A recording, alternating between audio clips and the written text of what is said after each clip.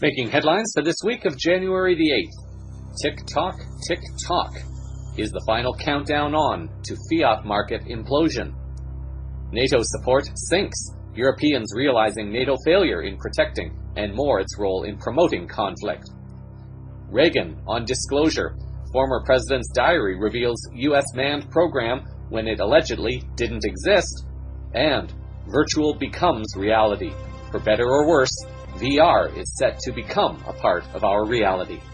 With news around, upon, within, and beyond our planet, the program making disclosure official. This is Cosmic Vision News. Here is Jeffrey West. Greetings and blessings to all. The first week of the new year, and so begins the filtering of humanity into the group of humans that willingly follow the path of fear, like sheep being led to the slaughter, or the group of humans that have had the foresight and courage to step away from that paradigm and begin focusing on creating a new paradigm. The markets and global economies are beginning to reflect the reality that many have been talking about or speculating about for over a year and in some cases even longer. The current economic paradigm is in the process of implosion, and the race appears to be one in trying to get a replacement system in place to calm those whose first reaction generally will be to panic when they see the markets collapsing. A wild week it has been, and it appears that it is going to continue. And if there is only one thing to be sure about in all this, is that these events are all connected to other geopolitical events also unfolding at this time. An article appearing on the Freedom Articles website on January the 8th sums it up this way. Don't spend all your time resisting the old one, or else you'll unwittingly feed it and keep it alive. The January 8th article is a part 5 of a series entitled The Way to Overcome the Conspiracy. Links to the other parts will appear in the show summary. In this particular article, the author shares that it was the late great inventor and systems theorist Buckminster Fuller who said, "You never change things by fighting the existing reality. To change something, build a new model that makes the existing model obsolete." Bucky showed a deep understanding of the fact that we are master creators, each and every human on the planet, and that we tend to create, manifest, or attract what we focus on. Another way of saying this is the Hawaiian proverb, energy flows where attention goes. What you focus on, especially if it is with intense emotion, you will end up creating in your life, including both the things you love and the things you fear. Therefore, the last thing we want you to do is perpetuate the gross injustice and callousness of the current system by focusing too much attention on it. The author asks what a new system might look like and offers a possibility. The author writes, "One way of creating a new system would be to ensure that our leaders, referring to the people in the U.S., actually followed the U.S. Constitution. This would include stripping the U.S. federal government of many of its agencies and illegal powers it has amassed over the centuries. Two especially important things would be to rein in and either disassemble or drastically reduce the military-industrial complex, including the spy agencies like the NSA. Incidentally, Eisenhower warned us about the massive danger of the rise of the military-industrial complex in his farewell speech. JFK was also tired of it. He reportedly said that he would bust the CIA into 1,000 pieces, but they, in league with others, managed to assassinate him first. The other important thing would be to regain control of the currency and restore the printing of money and minting of coin purely to Congress and kick out the private international banksters and the Federal Reserve for good. The author suggests going beyond this, however, to create a system of abundance focusing on free energy. The author writes, "Free energy is the game turner, the match winner. It's the secret that is so big it would revolutionize the planet overnight if enough people knew about it and demanded it. There are a plentiful array of free energy devices that have been proven to have worked but have been shut down and confiscated by the shadow government.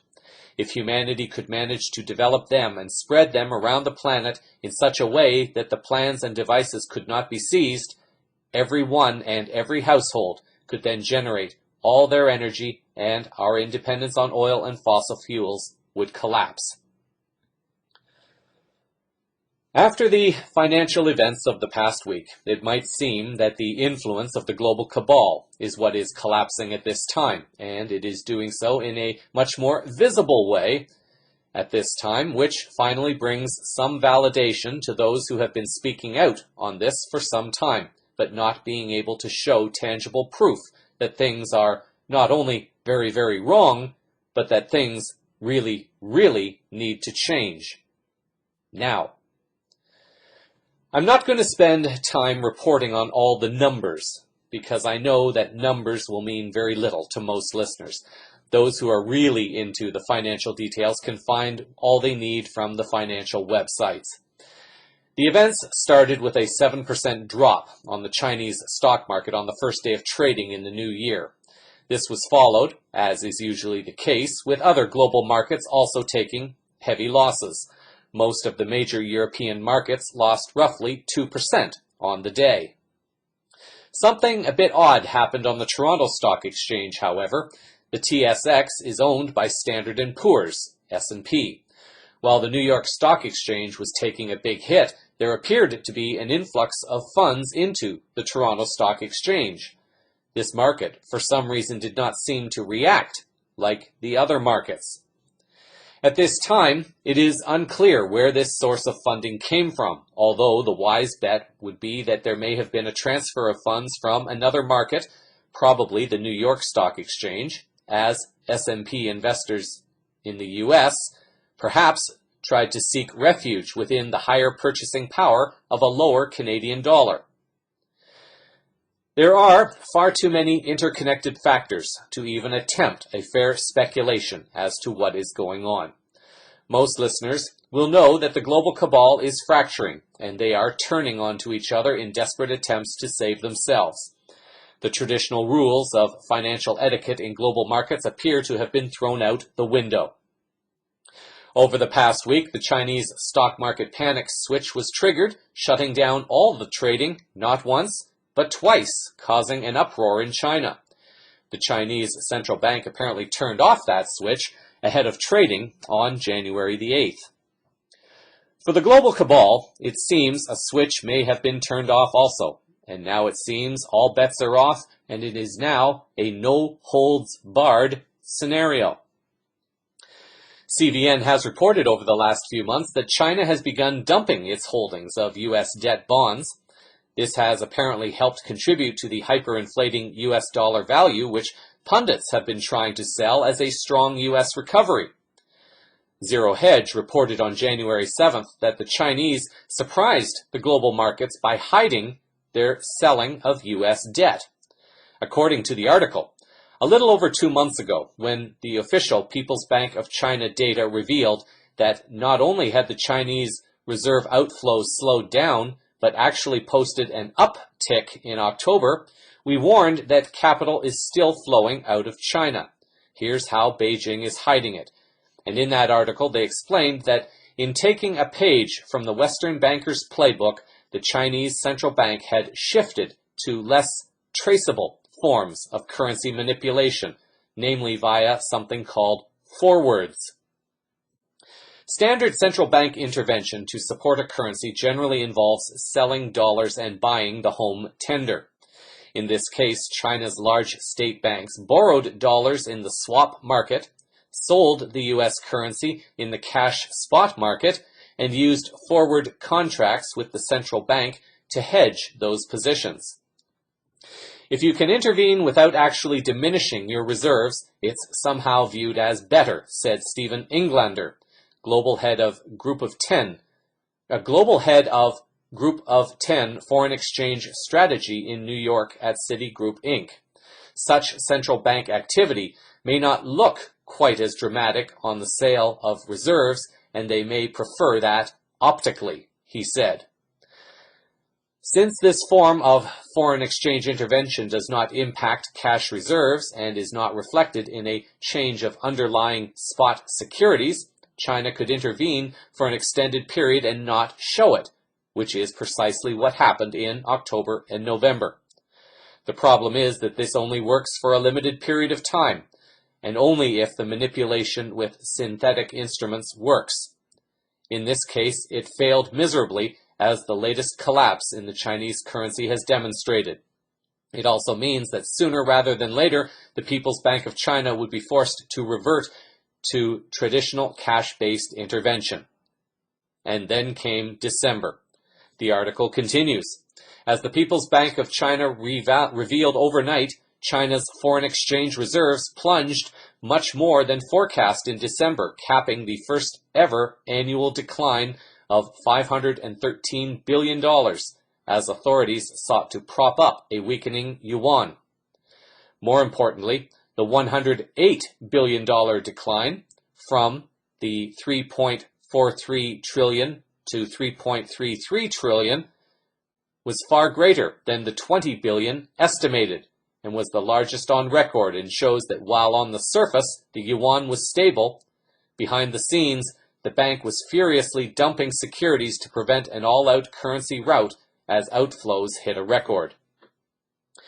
China has also been devaluing its currency, something several other currencies have done, as well as allowing their currency rate to float. These signs, and numerous others, point to a concerted global effort to prepare for something, but that something is being hidden from the mainstream public to avoid mass panic among those who do not understand what is really going on.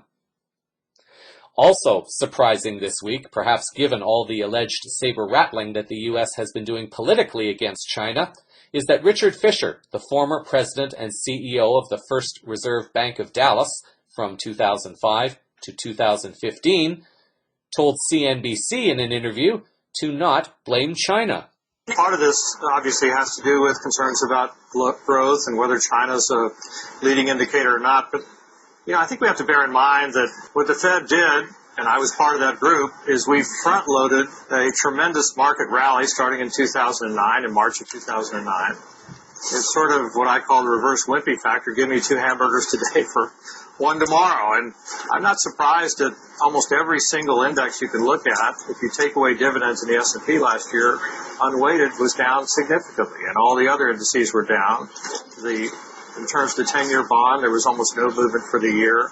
Basically, we had a tremendous rally, and I think there's a great digestive period that's likely to take place now, and it may continue because, again, we front-loaded at the Federal Reserve an enormous rally in order to accomplish a wealth effect. So I wouldn't be surprised at what's happening. I wouldn't blame it on China. We're always looking for excuses. China's going through a transition. It'll take a while to perfect itself. But what's new there? There's no news there. How interesting that he would say no news. In the full interview, the reporter for NBC challenges Fisher by saying that a 7% drop is news, but Fisher went on to explain that China is shifting its economy. Fisher makes it sound as though everything is under control while seemingly hinting at what is going on behind the scenes. This is potentially a significant revelation, although he declines to say it specifically. The yuan is now recognized within the IMF basket of currencies as being part of the global reserve. China is also making moves to bring back the gold standard to its currency, and China has also been negotiating international trade deals excluding the US dollar. What Fisher seems to be quietly admitting is that China is making changes that are exposing the West's financial game, and the game that the Western bankers have played is now blowing up in their faces. It may have been a veiled confession, saying that the Fed group, of which he admitted he was a part, front-loaded the U.S. economy after the crash of 2008, and the plan just seems to have run its course. It was good while it lasted, but it's gone now, is what he was seemingly confessing to. Now, all of this should not be a surprise to most listeners. Indeed, most listeners who even remotely have a grasp of how geopolitics have been connected to financial events will welcome all that is unfolding right now, because it has to. In order to move to the new system, the current one must go kaputski, Sayonara. Hasta la vista. See ya, wouldn't want to be ya. Jim Willey of GoldenJackass.com, who comments on other news programs regularly about financial affairs, suggested keeping a very close eye on the price of oil. Willey was quoted as saying the following: "The low price of oil is the signal of the dying dollar. Oil below $30. When this happens, big banks explode with covenant violations and decide that they're not going to put more loans on patches for the energy companies to service their debt. We might see small and big oil companies go belly up. The reset has begun. The plug has been pulled. Americans and U.S. and Western press watch the dollar and say it's strong. I watch the oil price and say the dollar's dead." Willey continues, "We're not having a recovery. We're having a death event." I think the declining oil prices, Willey continues going on here, I think the declining oil prices will cause Saudi Arabia to depeg from the dollar. And here's why. Their budget deficit is huge. It's staggering huge. So they're going to want to finance it. They're floating Saudi bonds, but would you want to buy them when you think they might have a regime collapse? No. At this point, one has to begin considering the geopolitical events and what is happening on other levels. Max Kaiser, on his January 7th report, edition 859, goes into detail about Japan's financial situation and how its central bank is now a runaway train on a single track with another train coming head-on from the other direction. In other words, for Japan, there is no place to hide, and when Japan's collision comes, it's going to shake the whole global foundation with it. What also remains to be seen is how alleged events being reported in North Korea, South Korea, Saudi Arabia, Iran, and other countries are tied to what is now happening in the global markets. CVN has viewed information from an unverified source who appears to have strong inside knowledge of at least some of what is going on. The source of this information goes by the name of Al Hodges. Hodges claims to represent someone by the name of Michael Cottrell, who allegedly is participating in a project involving the U.S. dollar under an alleged agreement called the Gold Treaty. For now, this information is to be treated with discernment. Hodges reported Cottrell as saying the following: "The Moscow agreements signed in August of 2013 gave both China and Russia, including Putin, a wide range of draconian actions that could be taken if the rats and everyone balked or refused to implement the Gold Treaty. Since August of 2015, we have seen China take directed action to damage and destroy the fiat derivative market by attacking the currency valuation of the fiat US dollar and euro, by reducing the value of the yuan, and packing as much US dollar and euro debt into their markets, which are also exposed to the Western securities markets. This action has placed all fiat-based markets on a very slippery slope, since China now only has to make a slight move and let panic do the rest. This is what we are seeing now for the last 4 days. In other words, we have started the fight. China and Putin are finishing the war. In my opinion, and this is still Cottrell speaking, we who, with a lot of help from our friends, have started the fight now need to stay out of the giant's sandbox until the blood is cleaned up. Cottrell allegedly reports that this current bloodbath cleanup will be at least partially assisted by the implementation of the aforementioned Gold Treaty and also the introduction of a new gold-backed republic, U.S. Republic dollar. It is hoped that in the coming weeks there will be more information available to validate this last piece of information. You can be sure they're connected, and in the coming weeks perhaps it may be revealed more exactly how all the geopolitical events are connected financially. In geopolitical news, as mentioned moments ago, it is important to start looking at geopolitical events as they unfold, while also observing what happens on the global financial markets. At airtime, Bloomberg was reporting the price of oil as being around $33.15, which is approaching the threshold of $30 described by Willey moments ago. CNBC reported on January 4th that Saudi Arabia on Sunday cut ties with Iran, responding to the storming of its embassy in Tehran in an escalating row between the rival Middle East powers over Riyadh's execution of a Shiite Muslim cleric. On Monday, Bahrain and Sudan also cut diplomatic relations with Iran, and the United Arab Emirates said it will reduce the number of Iranian diplomats it permits to be in its country. It is not fully understood yet what the game is that is being played. It is known that Iran has begun aligning itself with Russia, and this has made countries like Israel and the US more nervous. Saudi Arabia has been making moves to keep the price of oil down during the last year, perhaps knowing what was coming. And Saudi Arabia, although it may be guilty of extensive human rights violations, perhaps this was the blackmail card that has been held over Saudi Arabia's head. When Saudi Arabia refuses to play ball, an event is orchestrated to blame Saudi Arabia while getting Iranians upset in the hopes of starting a conflict. It is just that unclear right now. The CNBC article claims the U.S. is pushing a diplomatic solution between Saudi Arabia and Iran, but as most listeners know, it has also been U.S. quote-unquote diplomatic relations that led to the Ukraine revolution and numerous others. Is Europe losing its patience with the U.S.? According to an article on the Sputnik News website, it seems maybe.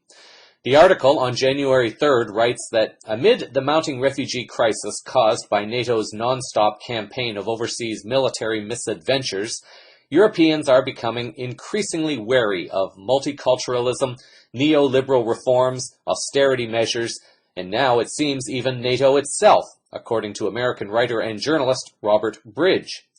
The article continues.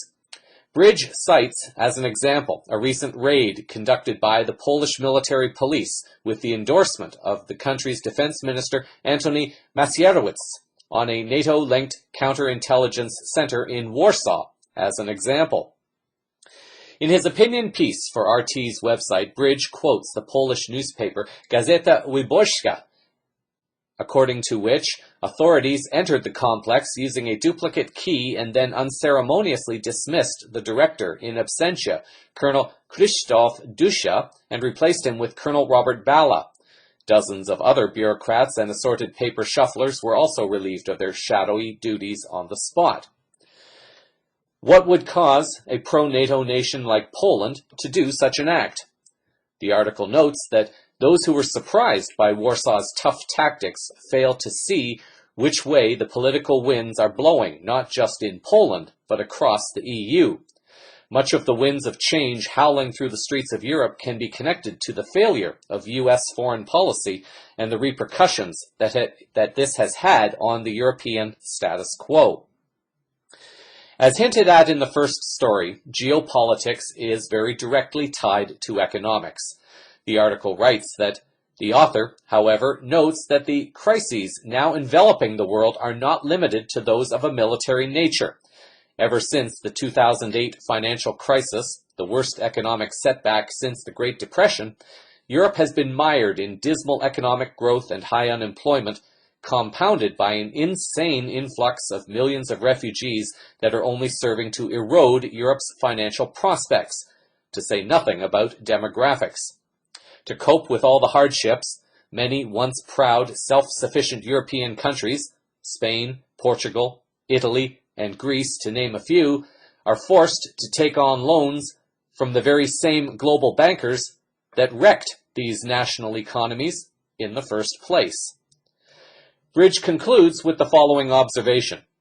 Personally, I can't imagine that in a situation where nearly every U.S. foreign policy initiative over the last 15 years has resulted in utter chaos and catastrophe, the European people, still highly educated despite biting austerity, will fail to correctly add 2 plus 2 and conclude that NATO as an institution designed to defend their interests is also failing them in a dramatic fashion.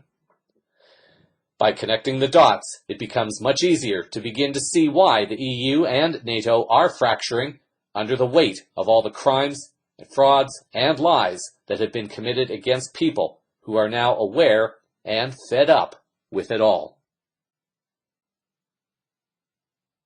In disclosure-related news, it is, perhaps, a good sign that the issue of disclosure is underway when it starts becoming harder to discern what is true and what is not true in terms of the existence of our galactic families.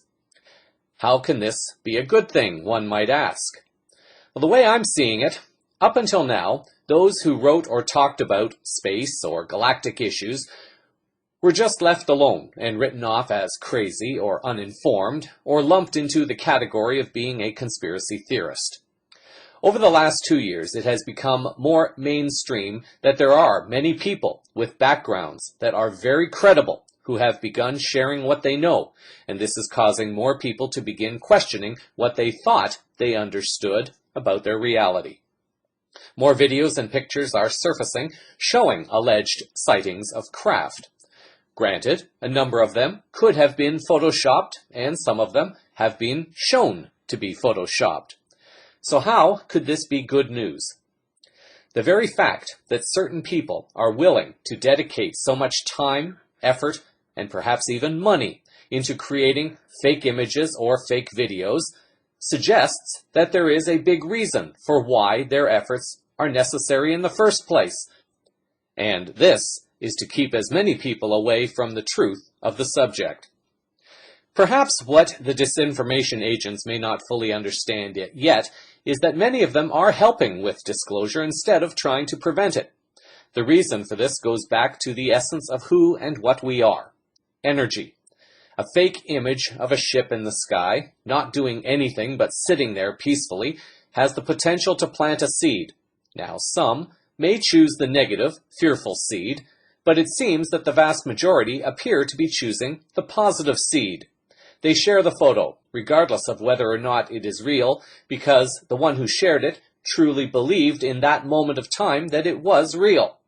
True or not, it is the intention behind the action, and I believe it is this energy that is transmitted out to the collective consciousness. If we are looking for a silver lining in the disclosure disinformation campaign, this, I feel, might be it. So, one may try to focus on all the positive aspects of a story and what it may mean for humanity, even if the story itself later is found to have been created. It is our faith and belief that will eventually weed out all the disinformation agents, as they will begin to give up when they see their efforts failing. An article by Michael Salla, appearing on the Exopolitics India website on December 20th, shared the following. The National Reconnaissance Office, or NRO, controls cloaked space stations in near-Earth orbit that use technologies as much as 50 years ahead of what is found on the International Space Station, according to Secret Space Program whistleblower Corey Goode. There are plans to publicly announce the existence of these large orbiting space stations as part of a limited disclosure scenario to hide the existence of even more advanced space programs that Goode and other whistleblowers claim to have directly participated in.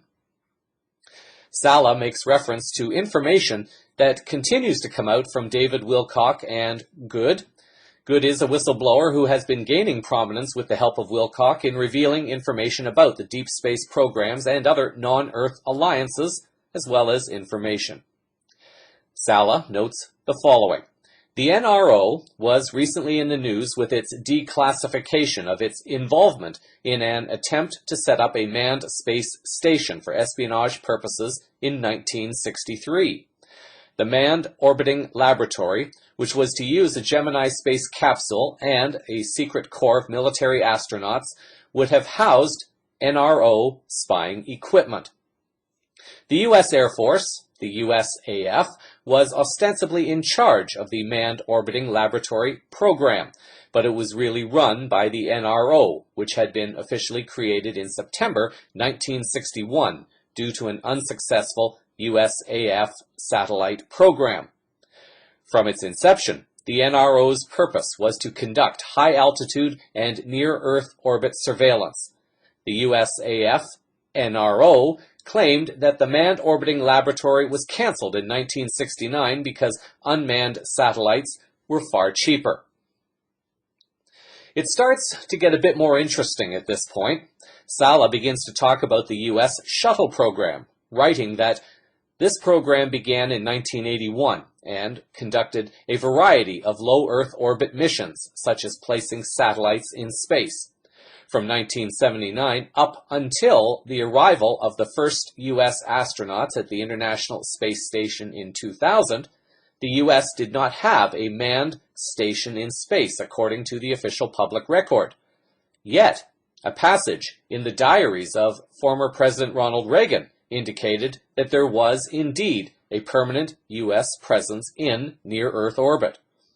According to the diary, in a passage dated June 11, 1985, Ronald Reagan wrote, "Lunch with 5 top space scientists. It was fascinating. Space truly is the last frontier, and some of the developments there in astronomy and so on are like science fiction, except they are real.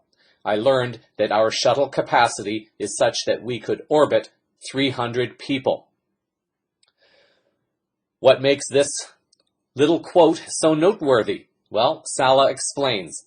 NASA's Space Shuttle program at the time held a maximum of 11 people per shuttle, and only 5 were built for space flight.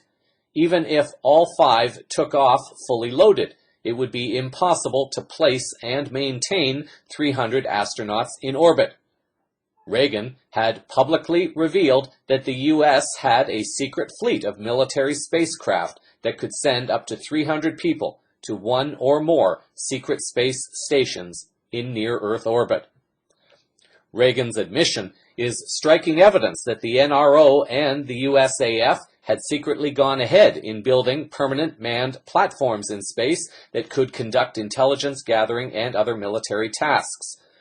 While the public was notified about the cancellation of the Manned Orbiting Laboratory in 1969, it was not informed that the NRO and the USAF had secretly gone ahead with plans for a replacement program. The NRO is formally part of the Department of Defense and has been traditionally directed by the Undersecretary of the USAF.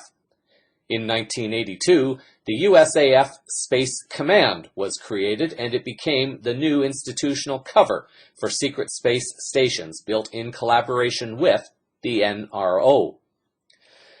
Good claims that in recent secretive meetings he attended, comprising members of a secret space program alliance, there is a plan for the NRO and USAF Space Command to reveal the existence of manned orbital space platforms that are capable of maintaining hundreds in space. Apparently, according to Sala, the strategy is this. The goal of the partial disclosure plan is to distract the public from the more damaging revelations by Good and other space program whistleblowers about off-planet bases, space fleets, and trade with extraterrestrial races. The public will be told that all UFOs are in fact spacecraft belonging to the NRO and the USAF Space Command.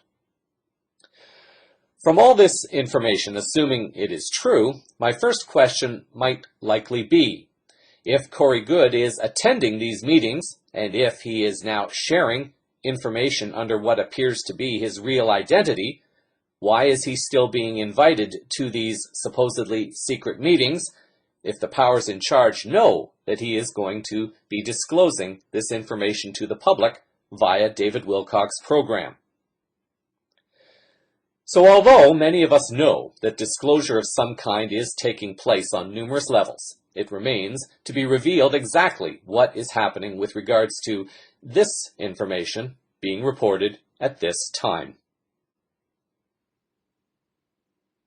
Another example of how quickly the issue of disclosure appears to be moving along is in noticing how much information has been coming out about Mars.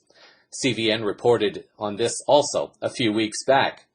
On January 3rd, an article by David Russell Schilling, appearing on the Industry Tap website, reports the following. NASA recently provided $10 million in funding to Ad Astra Rocket Company of Texas for further development of its Variable Specific Impulse Magnetoplasma Rocket, or VASIMR, as it's called, an electromagnetic thruster capable of propelling a spaceship to Mars in just 39 days. NASA's funding was part of the 12 Next Space Technologies for Exploration Partnership. Ad Astra's rocket will travel 10 times faster than today's chemical rockets while using 1/10 the amount of fuel. The VASIMR system would cut the trip to Mars by months, according to Franklin Chang Diaz, a former MIT student, NASA astronaut, and now CEO of Ad Astra. According to Diaz, this is like no other rocket that you may have seen in the past. It is a plasma rocket. The VASIMR rocket is not used for launching things. It is used for things already in orbit. This is called in-space propulsion. Diaz is from Costa Rica and has been developing this concept for at least 10 years. I know this personally because I was living in Costa Rica while doing my master's degree in peace education at the UN-mandated University for Peace, and Diaz was the keynote speaker to my graduating class of 2006. However, it was only last May when CVN reported another story by Fiona MacDonald appearing on the Science Alert website, reporting the following. NASA scientists have reported that they've successfully tested an engine called the Electromagnetic Propulsion Drive, or the EM drive, in a vacuum that replicates space. The EM drive experimental system could take humans to Mars in just 70 days without the need for rocket fuel, and it's no exaggeration to say that this could change everything. At the time this original story was released, the trial had not been replicated, and the controversy over this particular engine is that it seems to violate the known laws of physics. Now, what is noteworthy, however, is this. With all the stories that are coming out now, either known or unknown, true or untrue, it is very clear that there is some kind of race going on between those trying to get information out and those trying to prevent information from getting out, or at least watering down the information so it takes longer to get out to the mainstream public. Several years ago, CVN reported on the Mars One project that was hoping to get people to Mars by 2025. Tesla also has plans to get people to Mars, as does NASA, around 2030. The news of these two engines does not necessarily mean that humans will be going to Mars tomorrow, although there are sources already claiming that humans are there already. What this suggests is that information is being disseminated quickly to prepare people for what is inevitably coming, and those who have been in control are trying to prevent a situation where they are perceived as liars, so they need to get some realistic information out as quickly as possible.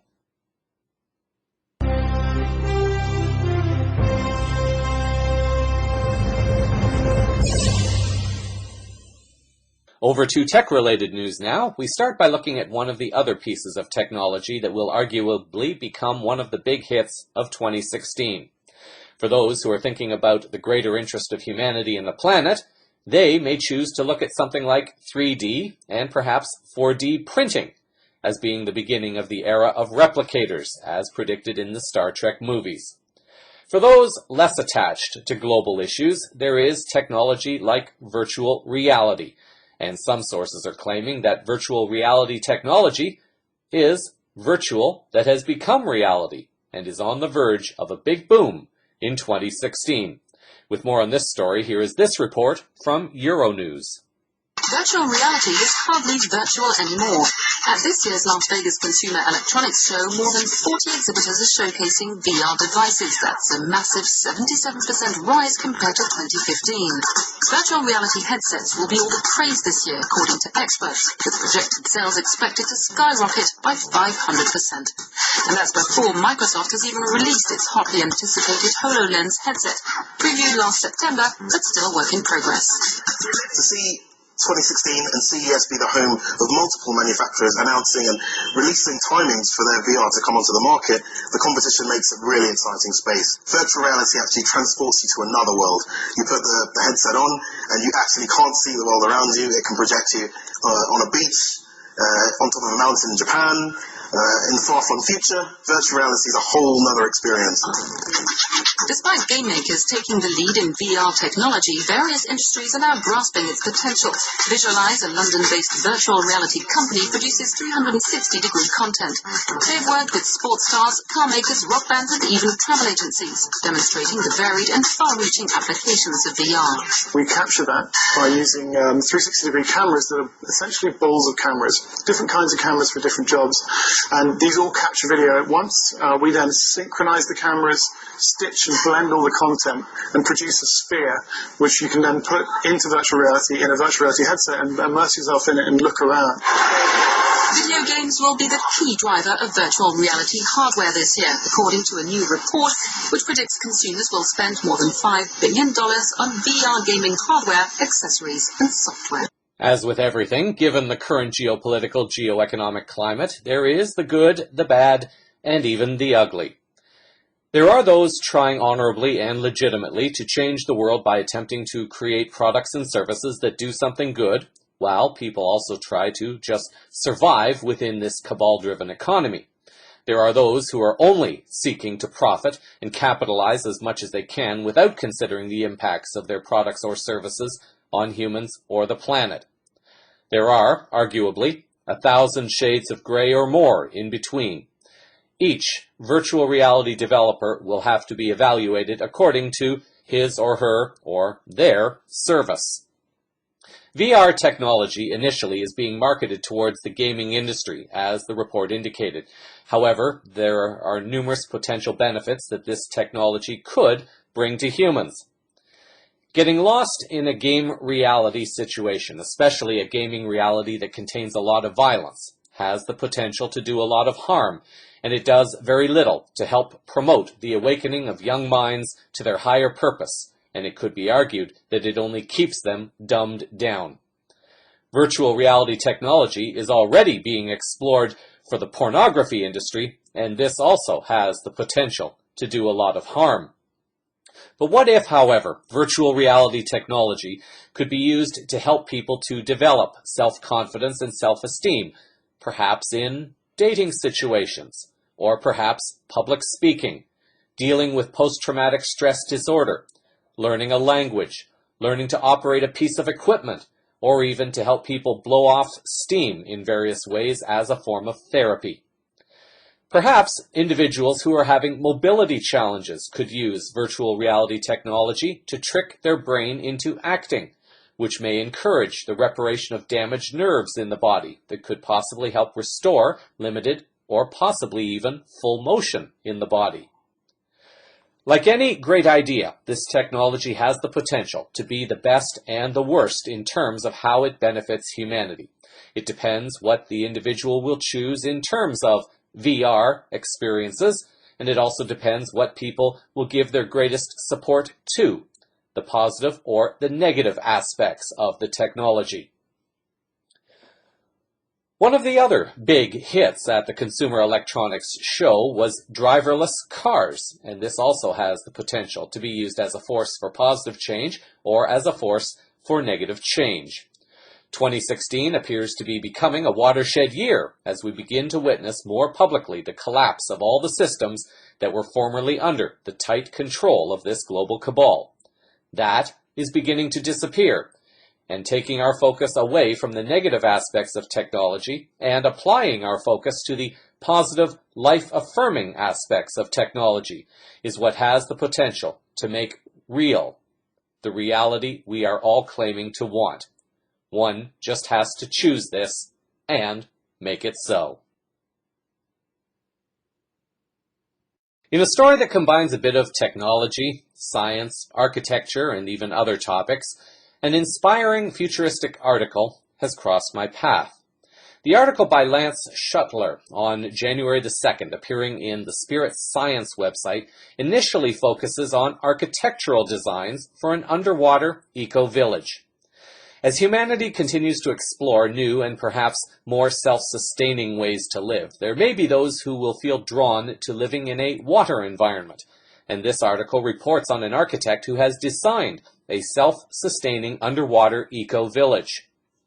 According to the article, Belgian architect Vincent Callebaut has made designs for an underwater eco-village that is self-sustaining and could house up to 20,000 people. The Aquaria project envisions spiraling ocean scrapers that are constructed entirely of recycled plastics of the Great Pacific Garbage Patch.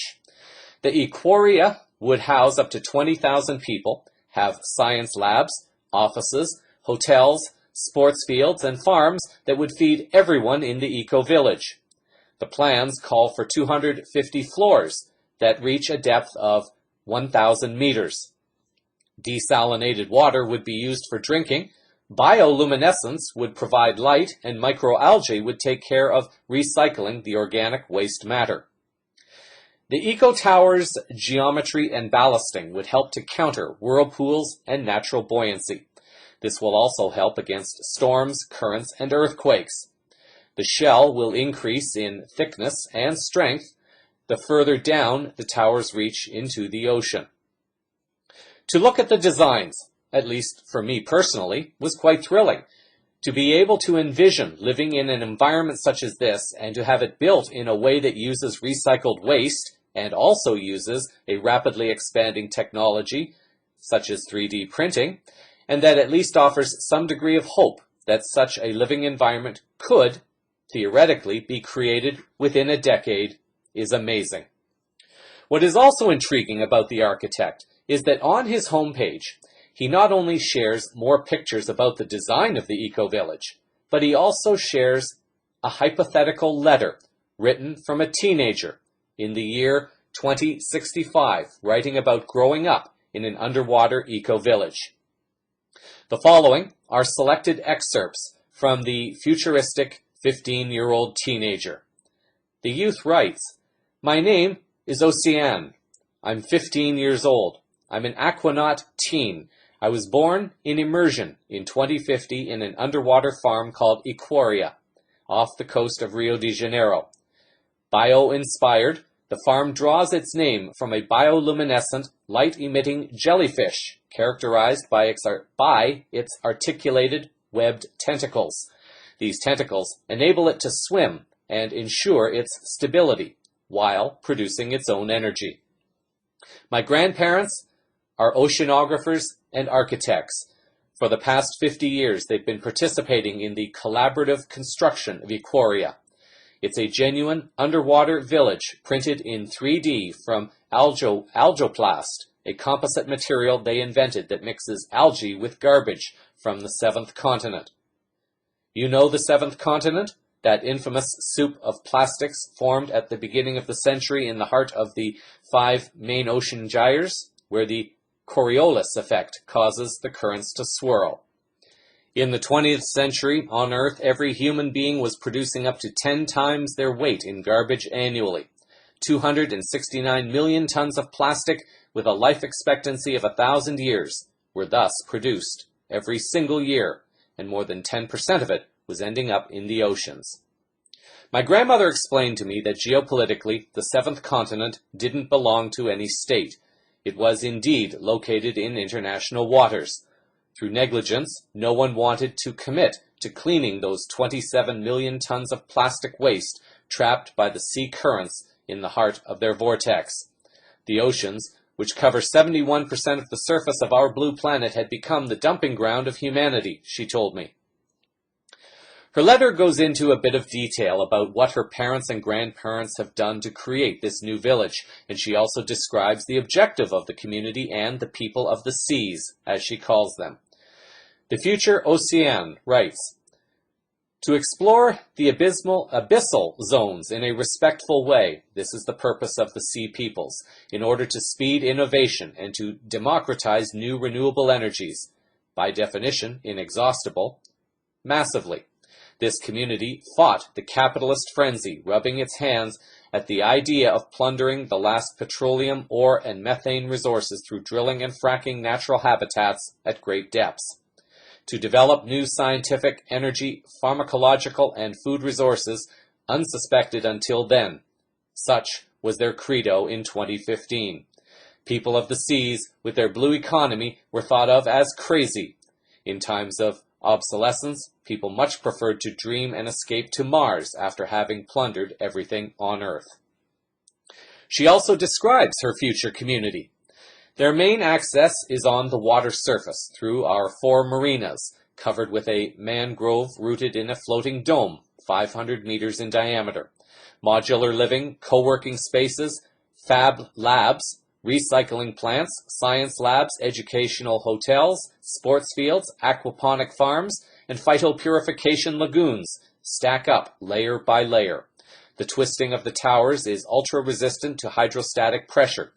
Its geometry allows it to fight marine whirlpools and thus reduce motion sickness. Its double shell accommodates the ballasting. Once filled with seawater, the ballasts lower the aquaria's center of gravity to counteract the Archimedean buoyancy. They guarantee stability in the event of a storm or an earthquake. The double shell's thickness increases from the sea surface downwards to compensate for the strain caused by the increase in pressure. She also adds that there's no more need for coal, oil, gas, or nuclear energy to get light. We reproduce bioluminescence in the double glazing of our apartments thanks to the symbiotic organisms that contain luciferin, which emits light through oxidation. On the ocean floor, a field of water turbines shaped like volutes and laid out in a star pattern around an abyssal scientific base turn the sea currents into electric energy. An ocean thermal energy conversion power plant completes the panel of energy supply. Located in the central vertical axis, it uses the difference in temperature between the warm surface water and the cool water pumped deep down to produce continuous electricity. In order to produce drinking water and fresh water for aquaculture, the OTEC, the Ocean Thermal Energy Conversion Unit, power plant uses the in-depth pressure to counteract the osmotic pressure and to separate the water from the salt via a semi-permeable membrane. Air is renewed either naturally by convection through wind chimneys, innervating the 4 branches of each tower's twist, or by the oxygen station via seawater electrolysis. For heating and climate control, we no longer use fossil fuels. Rather, we use microalgae grown in aquarium walls, which absorb the carbon dioxide produced by people's breathing. These green algae-based bioreactors also recycle the liquid or solid organic waste and produce energy through photosynthesis and biomethanation. For food, we grow algae, plankton, and mollusks, rich in minerals, proteins, and vitamins. Coral reefs are harvested on balconies, thus becoming nurseries for the aquatic fauna and flora. On the surface, the 4 large floating conch-like structures house community horticultural greenhouses, organic farming fields, orchards, and vegetable gardens. We live from sustainable fishing in our apartment's garden, i.e. the ocean. The word packaging has disappeared from our vocabulary. All our food is distributed in bulk in reusable and biodegradable containers. They also have a modified economy. She writes, we also created a currency specific to marine urbanism, the equio. In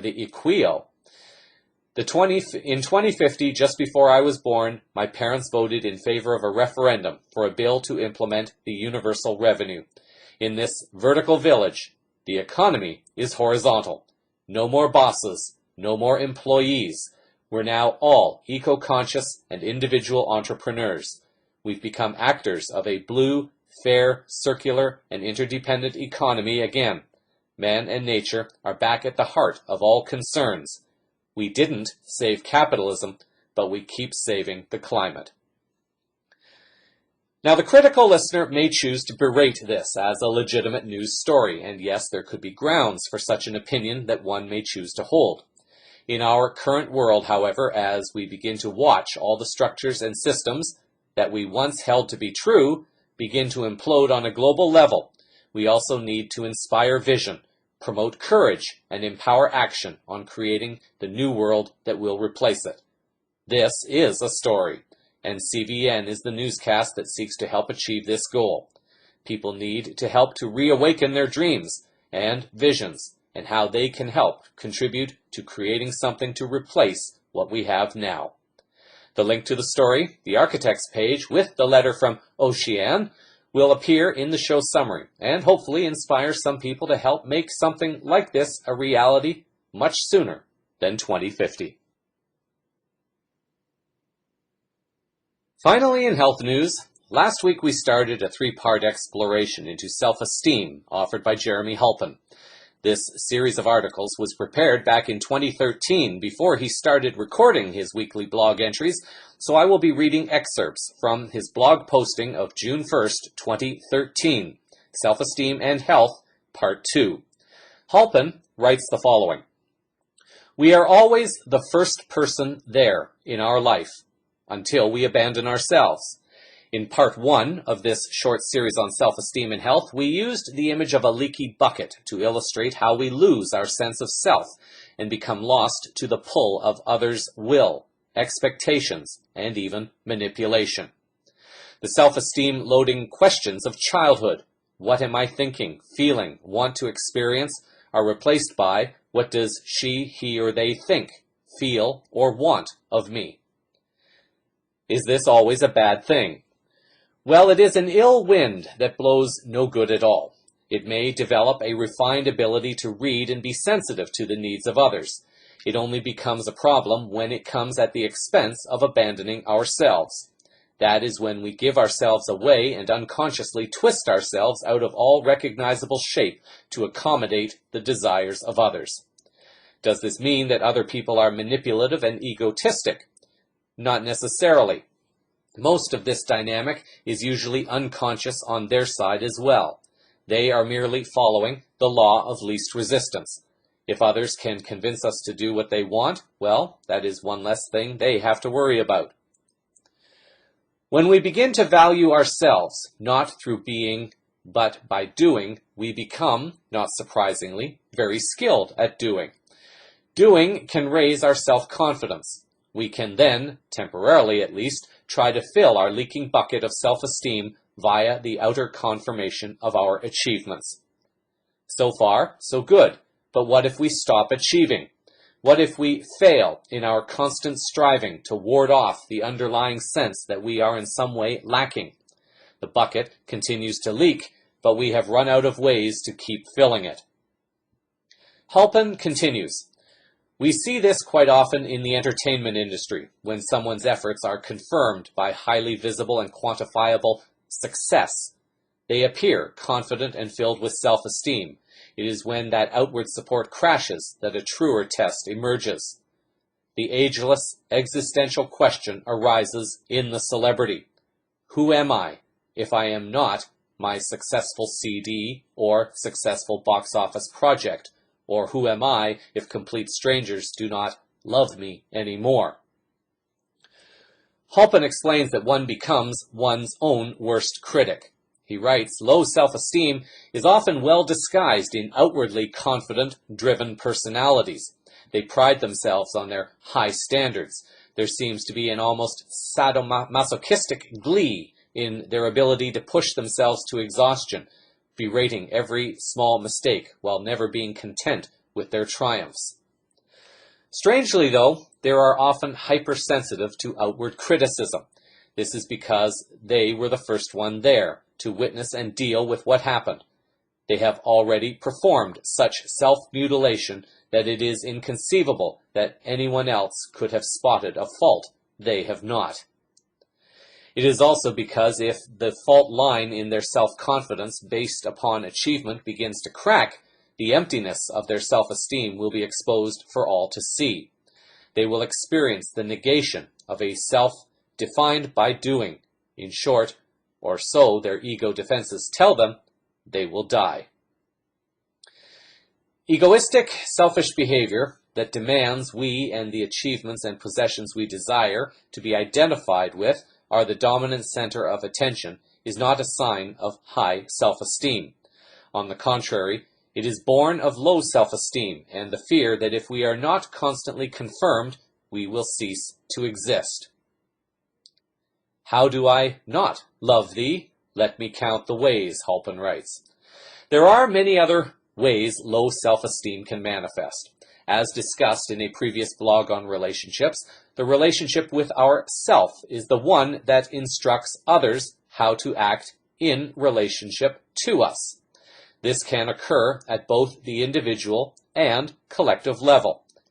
Here is a by no means complete list, but it may give us an idea of how destructive low self-esteem can be at all levels of society. With regards to personal self-esteem and health issues, this could manifest in the form of anorexia, or overeating, or various forms of addiction and self-negation, burnout, exhaustion, and depression, perhaps anxiety and panic attacks, and also destructive relationships. This may also manifest in the form of sabotaged desire. As far as the collective self-esteem issues, this could manifest in the form of the slow breakdown of collective bargaining in the workplace. When we maintain the silence of the lambs while jobs are eliminated and not replaced, we one day find ourselves doing a job that used to require and employ 3 people. Because we have abandoned our collective self, we feel small, vulnerable, and grateful to just have a job in these harsh economic times. We enter into a competitive survivalist mentality that divorces us from our humanity. In so doing, we have rendered ourselves powerless and controllable. Too much respect for authority and too little respect for ourselves. This can all too easily lead to our liberty being taken away. It is worth remembering that it is our civic duty to disobey unjust laws that are thrust upon us. Oppressive regimes. The leadership we have is the one we tolerate. What we tolerate is based upon our expectations. What we expect is based upon what we feel we are worth. To finish up on a more positive note, however, Halpin closes with the following. If all this paints a dark and dystopian picture, don't worry, be happy. That is because in the third and final installment on self-esteem and health, we will be looking at some of the ways to reclaim our self. Unlike the misery and endless self-imposed conditions of low self-esteem, the self is, by its very nature, love, unconditional. The show summary will have links to the first 2 articles, and next week we'll finish with the third part of Self-Esteem and Health by Jeremy Halpin. In this week's final words, we continue the exploration not only of what is true, relevant to an individual, but also the journey through the so-called New Age crap about love and light without embracing one's own inner darkness. I looked at an article that was a rant from a woman last week who appeared to be fed up with all the love and light messages, and it sounded like she just wanted to get down and dirty with anyone to embrace and love one's inner darkness. I shared that there was truth in her message, but I also expressed some reservations about how the message was conveyed. It appears that she has a personality type that thrives on this kind of interaction. Now, whether this author is right or wrong depends upon the individual reading it and how one interprets it relative to oneself and how one has lived up to the current moment of now. I experienced something similar personally over the holidays and had to deal with a personality that thrives on this kind of expression also. I, however, am not that kind of person, and thus when pushed into a situation where a more dominant personality, or type A, seeks to impose its definitions and expectations upon me, I recognized that a control drama was being expressed. Although I cannot control how one thinks, speaks, or acts towards me, I can influence with my reactions. Neither individual is necessarily right or wrong in expressing oneself. Most do not yet have the capacity for recognizing how simple words can be misinterpreted and also misused for an agenda, either known or unknown. We all do this, And that makes it so important, in my humble opinion, to try to find the balance in allowing another to be oneself if one chooses to rant about love and light crap while wanting to express the darkness within. Luke Skywalker in Return of the Jedi, while being goaded by the Emperor, embraces his anger and begins beating down on his father Darth Vader, but as that energy is released, he seems to have realized who he is in experiencing who he is not, and he turns off his lightsaber and refuses to kill his father under orders from the Emperor and the temptation to jump to the dark side of the Force. Embrace what needs to be embraced, but be mindful of that choice and how that choice has the potential to unintentionally hurt others. You are not responsible for that. It is a choice for others to feel hurt. However, in this journey, we are all trying to find a harmonious balance in speaking our authentic truths and honoring that, while also honoring the right of all others to be themselves, authentically also, even if it may not agree with one's current definition of oneself. I lived most of my younger years trying to avoid hurting others and often ended up hurting myself more. Although less now, I still do it in certain situations. We have entered the life of another for a reason, and the presence of another in your life in this moment is there for a reason. Either one of those involved has the chance to learn something, or, in the ideal outcome, both will find the lessons needed in order to be able to release the need to repeat an experience, to learn the lesson that was not learned in that interaction. By following a belief that we are protecting others, we may also be denying them the very lesson that they need to experience to further their growth. People make demands on their partners to be more open and vulnerable, and that requires a lot of trust and faith in a partner or a true friend. It is hard to find someone with whom one feels completely safe. One needs to feel safe in an environment where one can share what one is truly feeling, and know that this will be honored and treated with respect, even when the darkness within begins to be released for healing.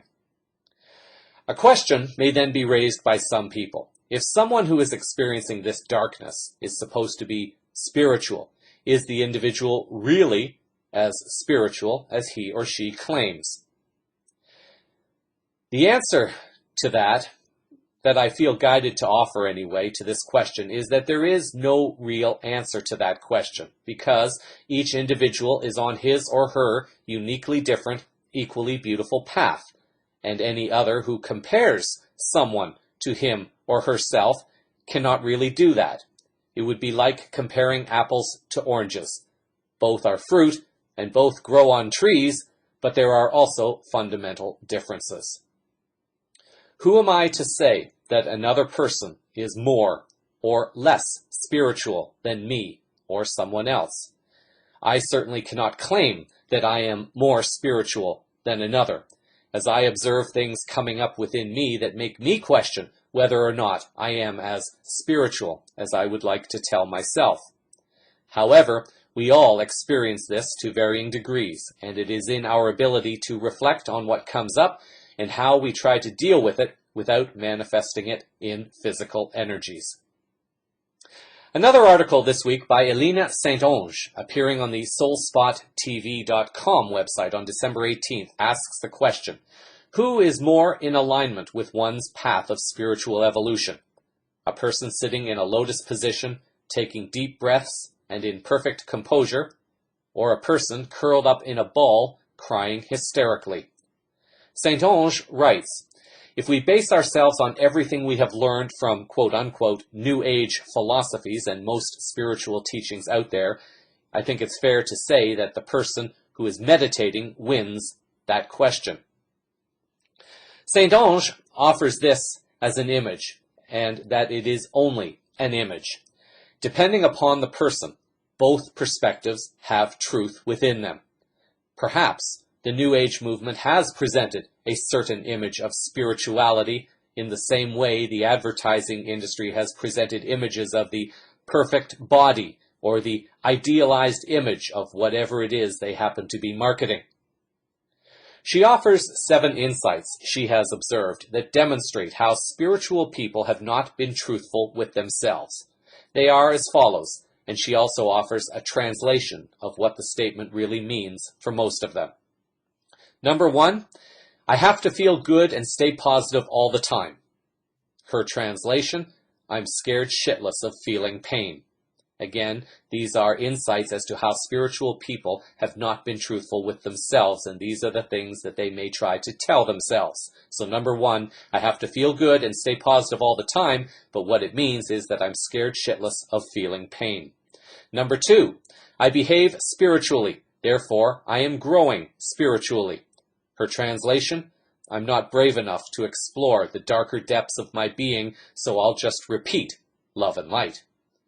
Number 3, I use self-conviction to make me feel like I'm on the right path. Her translation, I'd rather live through the safe stories I tell myself rather than trust my intuition. Number 4, I preach when I'm on top of my game, but blame when triggered. Her translation, I've got issues. Number 5, I use spiritual perspectives to bypass human emotions. Her translation, I want to get to my destination quickly and bruise free. I resist and devalue the journey towards it.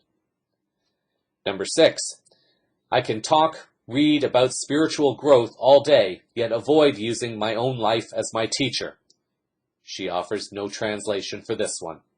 And number 7, I have found the truth. Let me anchor that forever and shut down any new perspectives.